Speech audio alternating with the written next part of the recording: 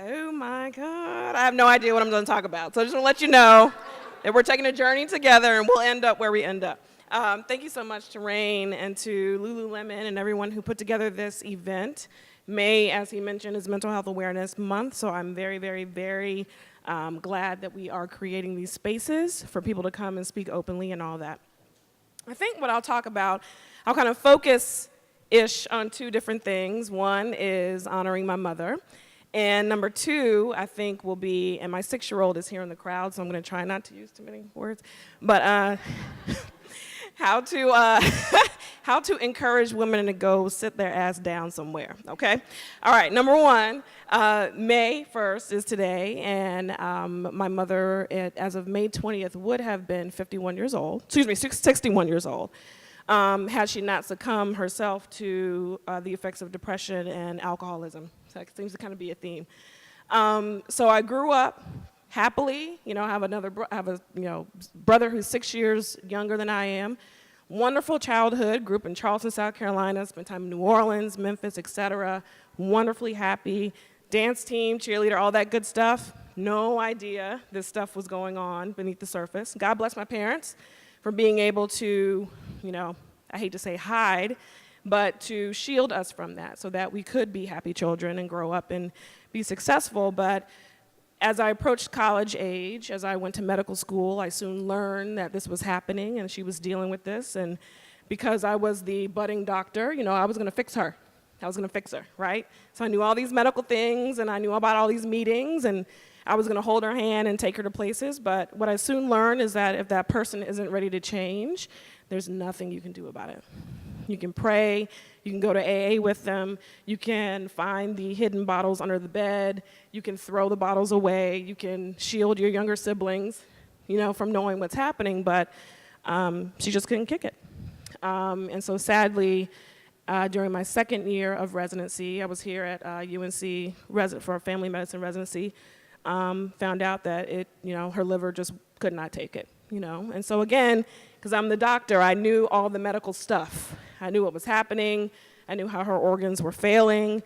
I didn't focus so much on the mental health piece until she was gone because I was so stuck in what's happening medically and how can I fix it and what medicine can we give her and et cetera. But it's real and it's genetic and it's something you have to pay attention to. And so I think part of my ministry, part of my life, part of my purpose is to be happy. That sounds simple, right? But clearly in this world that we're living in the war, the strife, the discrimination, the inequalities, it's hard. It's hard. And so as a family doctor, I see it every day. I talk about it all the time. People that come to see me at Durham Family Medicine, shameless plug, Broad Street, people got some of my people in the crowd. When I talk to women specifically, anyone, in general, whether we're talking about your blood pressure, your COPD, your obesity, your diabetes, we're focusing in some way on mental health. Because when we get down to the root of it, stress, anxiety, depression, substance abuse, if we can rid ourselves of these things, then I can hopefully cut back on the amount of medicines I'm having to write every day, right? So fast forward. I meet the love of my life, Mr. Rick Swiner. Yeah.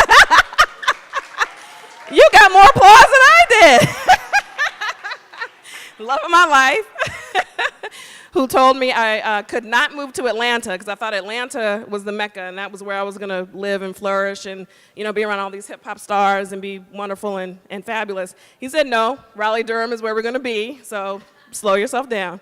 Met the love of my life, had my first baby, who's down the street at Empower Dance right now, dancing. It's probably about 8 weeks postpartum, usual stuff, go back to work, get right back into the grind, see the patients, treat the people, make the money, treat the family, go home, cook, clean, not sleep, breastfeed, you know the deal, right? I'm like, this is what motherhood is, I'm fine, we're good, until I hit the floor, literally. Hit the floor at work. Seeing a patient, holding my computer, stethoscope, doing fine, regular day, talking to the patient, get up, I'm typing the notes, get up, okay, nice to see you, shake hands, leading her out the door. As she's walking out the door, my right arm goes numb. And my computer that I'm holding is sliding. I was like, okay, let me hurry and get her out of the room in case I don't want her to see me pass out or whatever stroke thing is about to happen. As soon as I ushered her out the door, I put the computer down and then noticed the right side of my face was numb. And then noticed I couldn't say words. So luckily, I'm in the doctor's office, so I turned to my nurse, who knew me very well, and she looked at me and she was like, what's going on? And within 5 seconds, I was out. Still to this day, really have no idea what happened. I don't know if it was a migraine, did all the stuff, went to the neurologist. As soon as they caught me on the floor, they did the EKG and all that, all the good stuff. Did the MRI, the neurologist saw me, et cetera. Migraine, maybe.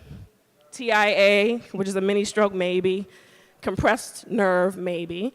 Long story short, everyone, of course, focused then on, are you taking care of yourself? Are you stressed out?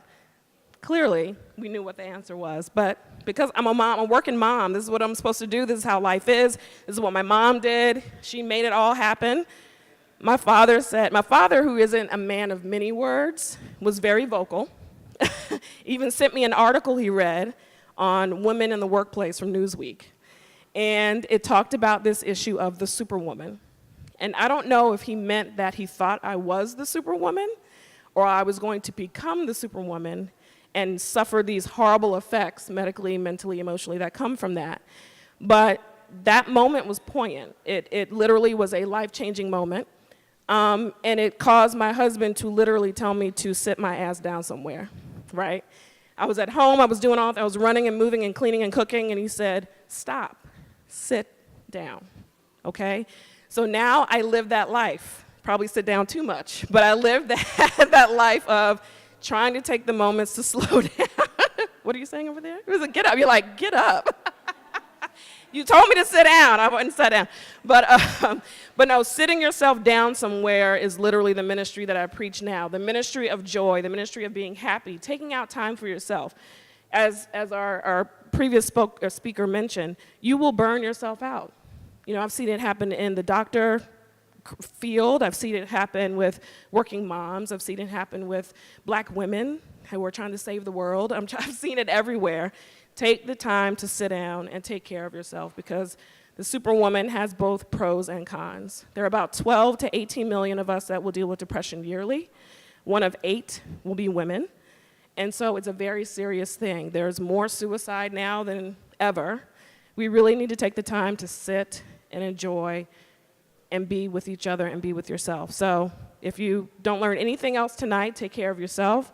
The doctor is, forcefully telling you that if you don't deal with your stress, if you don't deal with your anxiety, if you don't deal with your depression, there are fatal outcomes. And so after tonight, go sit your ass down somewhere. That's all I have to say.